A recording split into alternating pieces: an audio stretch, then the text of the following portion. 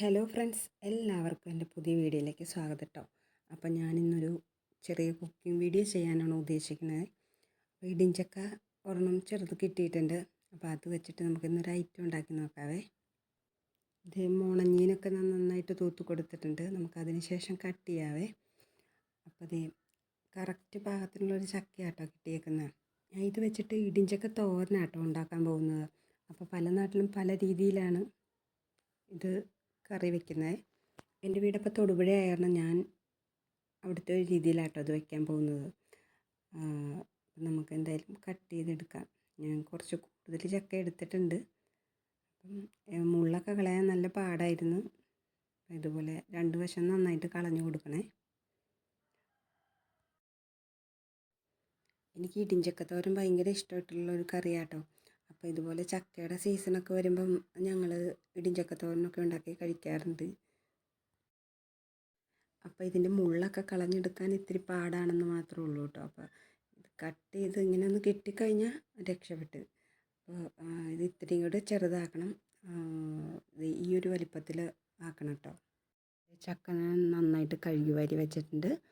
കുക്കറിലാട്ടോ വയ്ക്കുന്നത്. അപ്പോൾ അതിലേക്ക് നമുക്ക് ഇത്തിരി ആവശ്യത്തിന് വെള്ളം ഒഴിച്ച് കൊടുക്കാം. പിന്നെ മഞ്ഞൾപ്പൊടി, ഉപ്പ് ഇട്ട് കൊടുക്കണേ.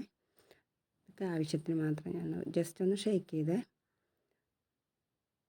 പിന്നെ അടുപ്പത്തേക്ക് വയ്ക്കാം.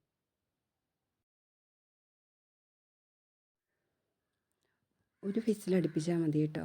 അപ്പോൾ തന്നെ അത്യാവശ്യം വേവായിക്കോളും. അപ്പോൾ ഇത് വെന്തിട്ടുണ്ട്. ഈ ഒരു പാകം വരുമ്പോഴത്തേക്കും നമുക്കത് മിക്സിയുടെ ജാറിലേക്ക് ഇട്ട് കൊടുക്കാം കേട്ടോ. അപ്പോൾ ഒരുപാടൊന്നും ഇടരുത്. ഞാനിട്ടത് കുറച്ച് കൂടിപ്പോയി. അത് കാരണം അത് ശരിക്കും അങ്ങ് അരഞ്ഞിട്ടുണ്ടായിരുന്നില്ല. അത് ഈ ഒരു പാകത്തിലാണ് കിട്ടിയത്. അപ്പോൾ ഞാൻ ഒന്നും കൂടെ ഒന്ന് ജസ്റ്റ് ക്രഷ് ചെയ്തെടുത്തേ. അപ്പോൾ കറക്റ്റ് പാകത്തിനായി. അരയ്ക്കാൻ ആവശ്യമായിട്ടുള്ള സാധനങ്ങൾ എടുത്ത് വെക്കാം കേട്ടോ. നമുക്ക് മിക്സിയുടെ ജാറിലേക്ക് തേങ്ങ ഇട്ട് കൊടുക്കാം. പിന്നെ ചെറുള്ളി, മുളക്, പിന്നെ 3-4 വറ്റൽമുളക് ഞാൻ എടുത്തിട്ടുണ്ട്. കറിവേപ്പില, പിന്നെ ഒരു നുള്ളു ജീരകം കേട്ടോ. ജീരകം വേണം.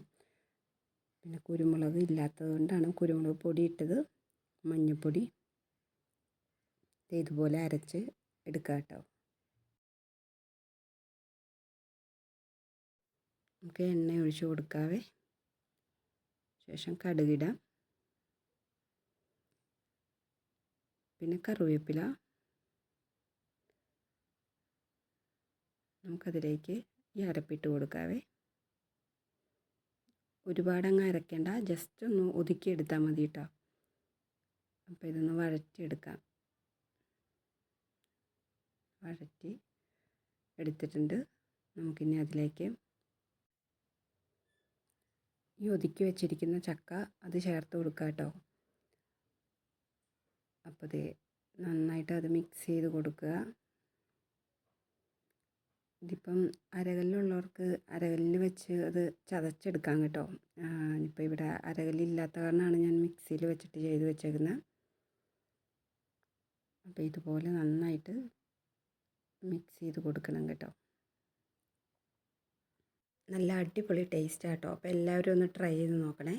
പിന്നെ എൻ്റെ വീഡിയോ ഇഷ്ടമായിട്ടുണ്ടെങ്കിൽ എന്നെ സപ്പോർട്ട് ചെയ്യുക, ലൈക്ക് ചെയ്യുക, സബ്സ്ക്രൈബ് ചെയ്യുക.